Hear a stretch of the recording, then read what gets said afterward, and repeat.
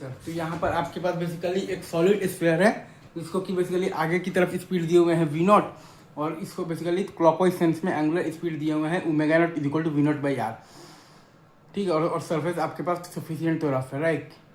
तो और वो बेसिकली उसके आगे एक बेसिकली स्टेयर बनाया हुआ है जिसका कि हाइट है h, और h बराबर है आपके पास r/4। उसके आगे बेसिकली एक स्टेयर बनाया हुआ है जिसका कि हाइट है h, और h बराबर है आपके पास r/4। और ये कंडीशन दिया हुआ है कि no slipping at the corner, मतलब कि कॉर्नर इज सफिशियंटली तो rough enough, right sir, is it true? Then find the velocity of the centre of mass just after the impact. ठीक है, तो इम्पैक्ट के बाद बेसिकली जो सॉलिड स्फीयर है वो आपका बेसिकली पॉइंट पी के अबाउट प्योर रोटेशनल मोशन करने लग जाएगा, right sir, is it true?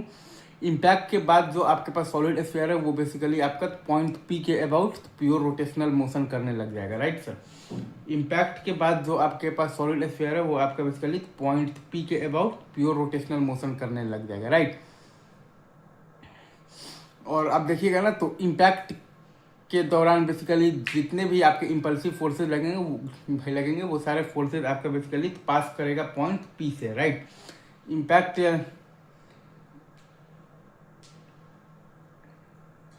Impact के दौरान जितने भी आपके पास बेसिकली इम्पल्सिव फोर्सेज लगेंगे वो सारे इम्पल्सिव फोर्सेज जो है वो आपका पास करेगा पॉइंट पी से, राइट। तो आप ऐसा कह सकते हैं कि पॉइंट पी के अबाउट वो सारे इम्पल्सिव फोर्सेज का टॉर्क जीरो होगा, मतलब कि आपके पास पॉइंट पी के अबाउट वो सारे इम्पल्सिव फोर्सेज का टॉर्क जीरो होगा, मतलब कि आप एंगुलर मोमेंटम कंजर्वेशन लगा सकते हैं पॉइंट पी के अबाउट, मतलब कि आप एंगुलर मोमेंटम कंजर्वेशन लगा सकते हैं पॉइंट पी के अबाउट, राइट। तो वही काम हम लोगों ने किया है। तो हम लोग ये जानते हैं लाइक सिस्टम का विथ रिस्पेक्ट टू ग्राउंड बराबर आता है आपके पास सिस्टम का with respect to centre of mass, और प्लस आता है आपके पास सेंटर ऑफ मास का with respect to ground. System का विथ रिस्पेक्ट टू ग्राउंड आता है आपके पास सिस्टम का with respect to centre of mass, और प्लस आता है आपके पास सेंटर ऑफ मास का विथ रिस्पेक्ट टू ग्राउंड। तो ये आपके पास आ गया है एम वी नॉट इंटू आ गया है आपके पास 3r/4, और प्लस आ गया है आपके पास 2/5 mr² इंटू आ गया है आपके पास v0/r। ठीक है सर, इज इट ट्रू? और ये आपका बेसिकली बराबर है, आप देखिएगा ना, प्योर रोटेशनल मोशन। तो सॉलिड स्फीयर का बेसिकली तो सॉलिड मतलब कि स्फीयर का अगर आप मोमेंट ऑफ इनर्शिया देखिएगा उसके बेसिकली तो टेंजेंट वाले एक्सिस के अबाउट तो वो आता है आपके पास 7/5 mr²। सॉलिड स्फीयर का मोमेंट ऑफ इनर्शिया अगर आप देखिएगा उसके टेंजेंट वाले एक्सिस के अबाउट तो वो आता है आपके पास बेसिकली 7/5 mr²।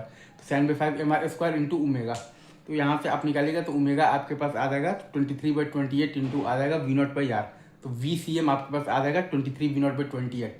तो VCM आपके पास आ जाएगा 23 v0 और बाई आ जाएगा आपके पास 28। ठीक है सर, इजी। तो ये है आपका इस सवाल का कॉन्सेप्ट। चलिए।